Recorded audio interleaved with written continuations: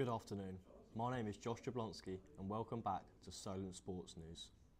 Spurs and manager Ange Postecoglou's wait for a trophy will go on a little longer following their humiliating defeat last night. After the game, the Australian said his side did not give themselves an opportunity to win the game. It was a great opportunity for us tonight to get to a final. We didn't take that opportunity. We didn't give ourselves a chance to take the opportunity, which is probably more disappointing. But ultimately, it's an opportunity for further learning. The London side lost to Liverpool, who secured their place alongside Newcastle in the Carabao Cup final. Arne Slot's side overcome a 1-0 deficit from the first leg to win 4-1 on aggregate. There is also FA Cup fourth round action today as Manchester United host Leicester City in what will be their third meeting this season. Both sides head into the match having suffered heavy defeats in the previous Premier League matches, which includes the Red Devils losing 2-0 to Crystal Palace. Despite an indifferent season, Ruben Amorim has stated that he isn't changing his ways anytime soon.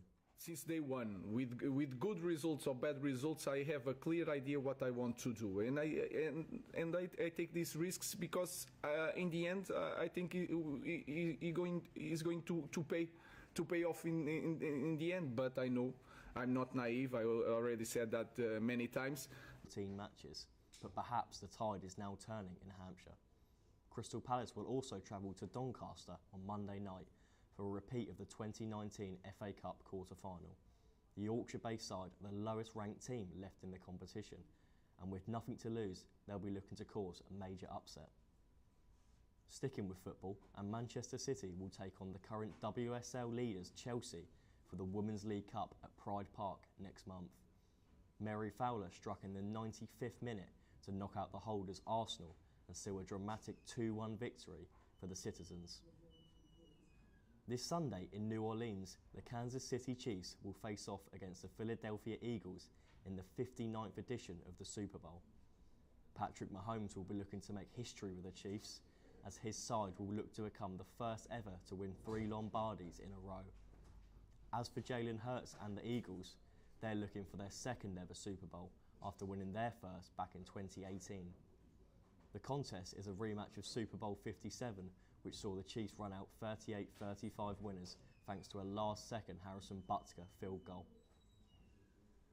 In the Six Nations, England fly half Finn Smith is set to make his first start against France on Saturday. The 22-year-old has been picked at number 10 ahead of the more experienced Marcus Smith. Despite only racking up 122 minutes of international rugby, the Northampton player says he is focusing on making the rest of the England back line look good. Ireland are also making changes after beating England in the first round. Ireland coach Andy Farrell has recalled flanker Peter O'Mahony. The Munster player has not made an appearance for his national side since last summer's tour of South Africa. Winger Mac Hansen and tight end prop Finlay Bealham have both been past fit to start ahead of his side's game against Scotland in Edinburgh. Later in our 3:30 show, we follow the Solent Ravens cheerleading team as they put the finishing touches on their big routine for an upcoming competition in Manchester next week. But whilst it may seem simple, the physicality of it is far tougher than it looks. I think it's so much harder than it seems. I think it seems so easy because what everybody sees is the final product, but the training process behind that and the strength it takes is so much more than people say. It's so much harder than it looks, but I've loved every second of it. It's been so good. Also coming up later, a local climbing centre just a stone's throw away from our studios are celebrating their 8th birthday this weekend. Our roving reporters Will Hewlett and Freddie Kilby went down to see how the company has been doing so well for so long. At the moment it's been a pretty niche sport that's still expanding. I think that the future of climbing is probably going to be more competitive. I think there's going to see more gyms, there's going to be gyms in most cities. But yeah, I mean, the sport's always evolving. Have you ever watched blind walking football? Well, neither have we. Our reporters were meant to explore its challenges, but after a no-show, they focus on the collaborative side of walking football and how it brings people together. Last week you saw walking football. This week, you were meant to see blind football, but unfortunately, that hasn't happened. But this group are all about adapting. Every Monday, these football enthusiasts are walking a football session to encourage health, fitness, and to make new friends. There is a new home of darts in Southampton that anyone can give a go. Reporter Jamie Somerville went down to Sharkey Sports Bar to find out how they are capitalising on the sport's rapid success and growth over the last 2 years. It's nice to have somewhere you can come where you could actually enjoy the game. You've got the halos, they've obviously put a lot of money into this setup, and it just makes the game more enjoyable. And for someone like myself, it's good to find somewhere where you can bring your friends, you can have a good time, and obviously have a good setup as well.